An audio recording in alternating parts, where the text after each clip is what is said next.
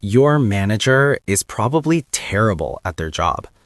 I know that sounds like a cheap shot, but it's not opinion, it's math. Gallup tracked it. 82% of employees say their boss can't actually lead. And DDI found that 57% of people have walked away from a job solely because of the person they reported to. Not the brand, not the paycheck, the person. Here's the thing. What no one tells you about promotions is that they can actually set you up for failure. So what's going on? It's not that these managers are bad people. It's that they were put in a role they were never built for. And the system that put them there, it's the same one that will come for you if you're not careful. And that is what no one tells you about promotions. Let's rewind. In the late 1960s, a Canadian academic named Lawrence Peter wrote a book that he meant as satire. He called it The Peter Principle, and the premise was almost too simple. In any hierarchy, people keep getting promoted until they reach a job they're terrible at. You start out great, so you move up. You figure out that new job, so you move up again. This keeps happening. Competence leads to promotion. Promotion leads to a harder job. Harder job leads to more learning, until finally you land in a role where the skills that got you there don't matter anymore. And there, you stop. Not because you've hit the top of the org chart, but because you've hit the top of your ability. At that point, something strange happens. You don't get fired. You just linger. You become what Peter called a final placement. You spend years feeling slightly overwhelmed, slightly useless, while blocking the person below you who could actually do the job. You're not feeling loudly enough to be removed, but you're not succeeding either. You're just there. For 50 years, everyone treated this like a joke, a punchline about corporate bureaucracy. But in the last decade, economists started taking it seriously. They wanted to know, is the Peter Principle actually real? And what they found should terrify anyone who thinks a promotion is always a reward. A landmark study in the Quarterly Journal of Economics looked at hundreds of companies and tens of thousands of salespeople. This is the kind of insight, the hidden truth, what no one tells you about promotions that explains exactly why so many people fail when they move up. Sales is perfect for this because performance is crystal clear. You either hit your number or you don't. The researchers discovered exactly what you'd expect about who gets promoted. It was almost always the top sellers. The system was doing exactly what it was supposed to do. Then they looked at what happened after those top sellers became managers. Their teams didn't just perform a little worse, they performed significantly worse. In fact, the better someone was at selling, the worse they were at leading. The skills that made them stars in their old job, aggression, independence, a relentless focus on their own numbers, made them toxic in the new one. Management isn't about your numbers anymore. It's about your team's numbers. It's about coaching, patience, and the ability to celebrate someone else's win. Meanwhile, the salespeople who actually made good managers, the ones who collaborated, who helped others close deals, who showed patience, never got promoted. Their individual numbers weren't flashy enough. So the system systematically promoted the wrong people. This isn't just a sales problem. It happens everywhere. Take a world-class surgeon who gets promoted to chief of surgery. Suddenly, they're not in the operating room. They're in budget meetings, mediating disputes between nurses and administrators, managing egos. The skills that made them a great surgeon have almost nothing to do with the skills required to run a department. Or take a brilliant trial lawyer who gets made partner. Now they spend 80% of their time on business development and personnel issues instead of practicing law. They're miserable, and their clients get worse representation. Research from CEB, now part of Gartner, found that 60% of new managers fail within the first 2 years. 6 out of 10. And here's the kicker. 70% of those managers say they never even wanted the promotion. They didn't ask for it. Someone just tapped them on the shoulder and said, "You're up." Later, nearly 1 in 5 say they regret taking it. Another 41% have serious doubts it was the right move. So we have a system where we promote people based on skills that don't translate into jobs they didn't ask for, where the majority will fail and where a huge chunk will end up regretting it. This isn't a failure of individual effort.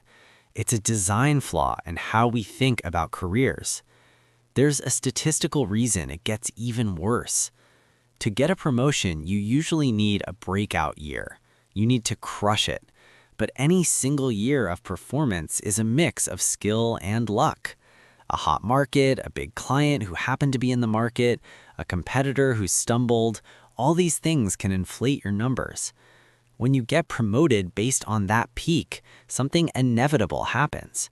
Your performance drifts back to your real average. The luck runs out.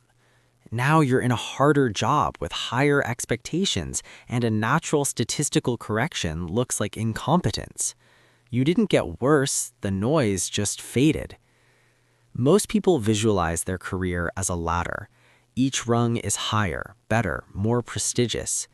That image is a trap. And it's exactly what no one tells you about promotions. Instead, imagine a graph. On one axis is your competence, how good you actually are at the work, how much value you create, how satisfied you feel. On the other is job level, from entry to executive. For most people, that line doesn't go up forever. It rises sharply at first as you learn, peaks somewhere in the senior individual contributor zone, and then if you keep climbing, it starts to decline. You're no longer doing the work you're great at. You're managing people who do it. You're okay, but not great. The stress goes up, the joy goes down. If you push further into director or VP, the line can drop off a cliff. You're in meetings all day, playing politics, making decisions with incomplete information. And the tragedy is that we celebrate the moment someone steps into that danger zone. We throw parties, update LinkedIn, call it a success. But often what we're celebrating is the exact moment a person became bad at their job. What if you could see this coming? What if you could look at a promotion offer and realize it's a trap, a role that will push you past your zone of competence into something that drains you? How do you say no without sounding like you've given up? First, separate the money from the title. Most people want the promotion because they want the raise. They don't actually want the meetings, the politics, the performance reviews, the responsibility for other people's outcomes. So ask yourself, can I get the money without changing my function? In many industries, especially technology, the answer is increasingly yes. Senior individual contributors, staff engineers, principal architects, lead specialists routinely earn as much as or more than their managers. At top tech firms, a senior engineer can make 15 to 25% more than an engineering manager. They have less stress, more time doing the work they love, and they're often more protected during layoffs. Middle managers get cut. The people who actually build the product, they stay. So the conversation needs to shift. Instead of accepting a management role, you push for what's called a senior individual contributor path. You say something like, "I'm genuinely honored, but I've looked at where I create the most value for this company, and it's in doing the work itself, not managing people who do it. I want to double down on being the best specialist you have.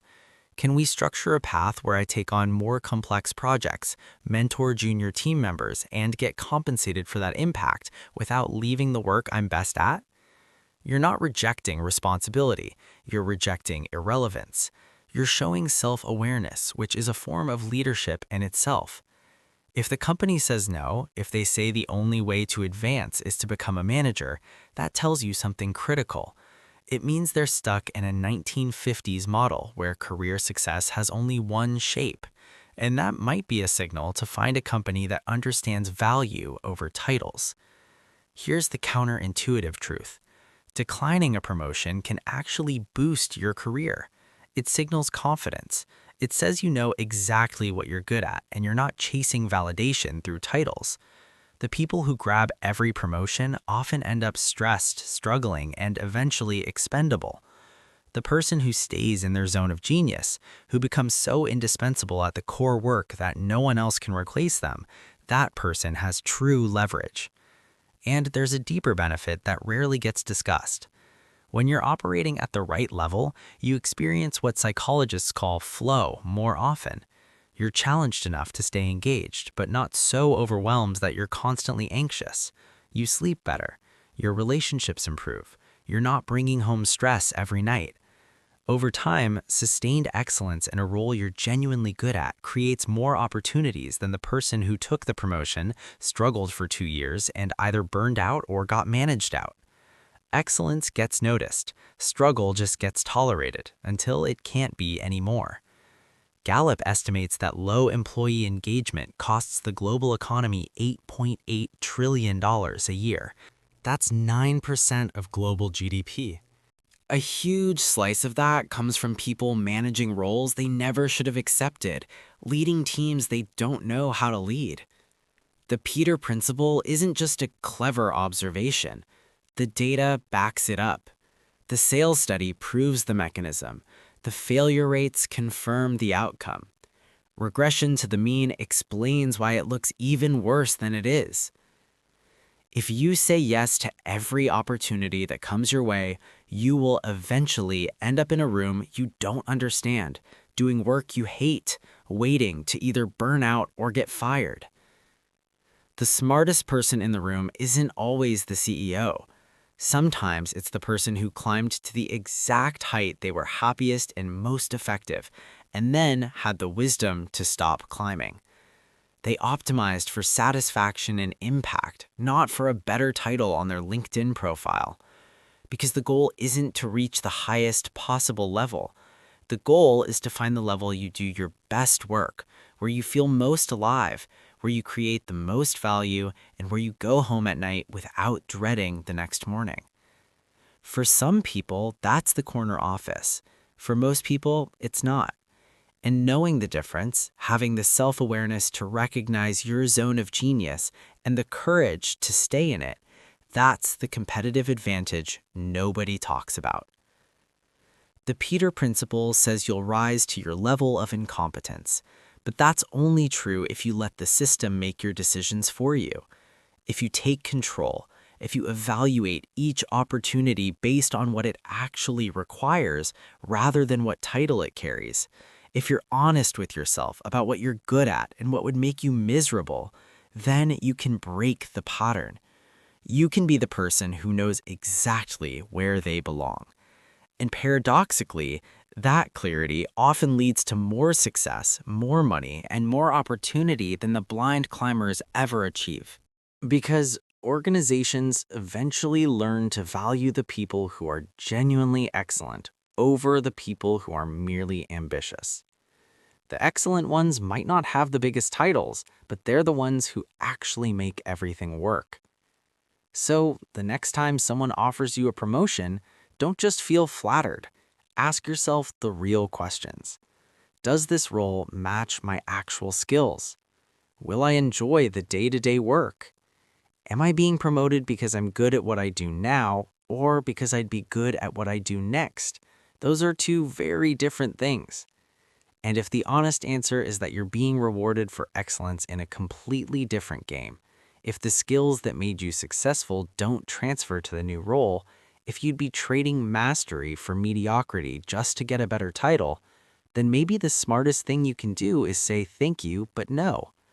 Because staying where you're excellent isn't settling, it's strategy. Know where you create value. Stay there. Go deeper. That's not a career without ambition. That's a career without the trap. If this reframed the way you think about your career, share it with someone who just got offered a promotion. They may need to hear this before they say yes. Subscribe if you want more data-driven thinking about money, work, and the hidden systems that shape your life.